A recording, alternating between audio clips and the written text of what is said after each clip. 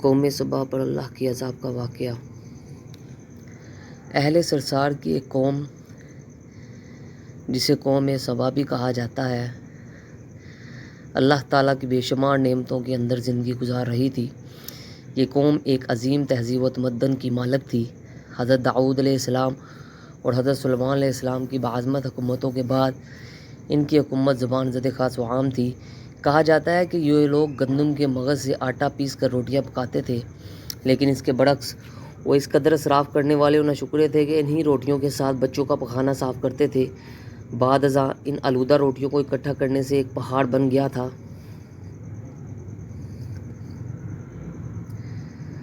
پھر ایک صالح شخص نے وہاں سے گزرتے ہوئے ایک عورت کو دیکھا جو روٹی کے ساتھ بچے کے پخانے کے مقام کو صاف کر رہی تھی۔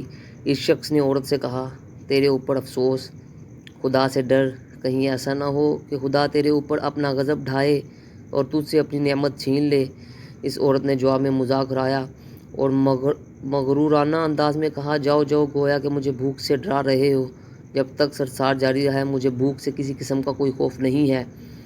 کوئی زیادہ عرصہ نہیں گزرا تھا کہ اللہ تعالیٰ نے ان لوگوں پر اپنا غضب ڈھایا۔ پانی جو کہ زندگی کی بنیاد ہے ان لوگوں سے چھین لیا، یہاں تک کہ قحط نازل ہوا۔ بات یہاں تک پہنچ گئی کہ ان کی ذخیرہ کی ہوئی تمام غذا ختم ہو گئی۔ آخر کار وہ مجبور ہو گئے کہ انہیں آلودہ روٹیوں پر ٹوٹ پڑے جو ان لوگوں نے اکٹھی کر کے پہاڑ کی مانند ڈھیر لگایا ہوا تھا، بلکہ وہاں سے روٹی لینے کے لیے صف لگتی تاکہ ہر کوئی وہاں سے اپنے حصے کی روٹی لے سکے۔ کفران نعمت، قحط اور ان کی بدحالی کے بارے میں متعدد روایات موجود ہیں۔ سورہ نحل کی آیت نمبر 112 اور 113 میں یوں ارشاد ہوتا ہے، اور اللہ نے اس بستی کی بھی مثال بیان کی ہے جو محفوظ اور مطمئن تھی۔ اس کا رزق ہر طرف سے باقاعدہ آ رہا تھا، لیکن اس بستی کے رہنے والوں نے اللہ کی نعمتوں کا انکار کیا تو خدا نے انہیں بھوک اور پیاس کا مزہ چکھایا، صرف ان کے اعمال کی بنا پر جو کہ وہ انجام دے رہے تھے۔ اور یقیناً ان کے پاس رسول آیا تو ان لوگوں نے ان کو جھٹلایا، تو پھر ان تک عذاب آ پہنچا کہ یہ سب ظلم کرنے والے تھے۔ اسی قوم سبا کے بارے میں ایک اور واقعہ بیان ہوتا ہے کہ ان لوگوں نے اپنی زراعت کو بہتر طور پر کاشت کرنے کے لیے پانی ذخیرہ کرنے کی خاطر بلک کے دو پہاڑوں کے درمیان ایک بہت بڑا بند معرب تعمیر کیا ہوا تھا۔ سوراخ اور دوسرے پہاڑوں سے گزرا ہوا پانی اس بند میں آ کر وافر مقدار میں جمع ہو جاتا تھا۔ قوم سبا نے اس پانی سے صحیح طور پر استفادہ کرتے ہوئے وسیع و عریض اور بہت سے خوبصورت باغات لگائے اور کھیتی باڑی کو رونق بخشی۔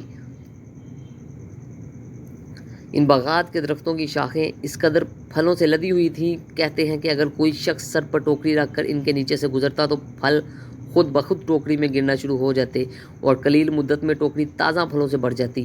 لیکن نعمتوں کی کثرت نے انہیں شکر کرنے کی بجائے سرمست اور غافل کر دیا تھا، یہاں تک کہ ان کے درمیان بہت بڑا طبقاتی نظام وجود میں آ چکا تھا۔ ان میں سے صاحب اقتدار لوگوں نے کمزوروں اور ضعیفوں کا خون چوسنا شروع کر رکھا تھا، یہاں تک کہ ان لوگوں نے خدا سے ایک احمقانہ التماس کیا جس کا ذکر سورہ سبا کی آیت نمبر 19 میں ملتا ہے۔ انہوں نے کہا، خدایا ہمارے سفروں کے درمیان فاصلہ زیادہ کر دے۔ انہوں نے اللہ تعالیٰ سے یہ التماس اس لیے کیا تاکہ غریبوں کے بے نواح لوگوں، عمرہ اور ثروت مند ان کے ہمراہ سفر نہ کریں۔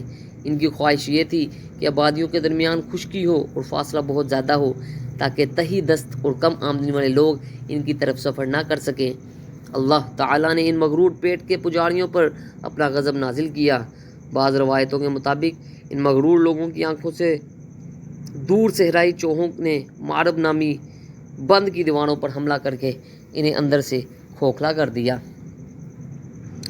ادھر سے بارشیں زیادہ ہوئیں جن کی وجہ سے سیلاب آ گیا اور اس بند میں پانی بہت زیادہ اکٹھا ہو گیا۔ اچانک بند کی دیواریں ٹوٹیں، اس سے ایک بہت بڑا سیلاب آیا جس میں تمام دیہات، آبادیاں، مال مویشی، باغات، کھیتیاں، ان کے محل اور گھر پانی میں غرق ہو کر نابود ہو گئے۔ ان کے باغات اور زراعت میں سے صرف بیری کے درخت اور کچھ جھاڑیاں بچی تھیں۔ خوش الحان پرندے وہاں سے کوچ کر گئے تھے، جبکہ الوں اور کنوؤں نے قوم سبا کے کھنڈرات میں اپنے گھونسلے بناتے۔ اس بات کا ذکر سورہ سبا کی آیت نمبر 15 اور 16 میں ملتا ہے، اور آخر میں سورہ سبا کی آیت نمبر 17 میں قرآن کریم میں اس واقعہ کا یوں نتیجہ نکالا ہے، یہ ہم نے ان کی ناشکری کی سزا دی ہے اور ہم ناشکروں کے علاوہ کسی کو سزا نہیں دیتے ہیں۔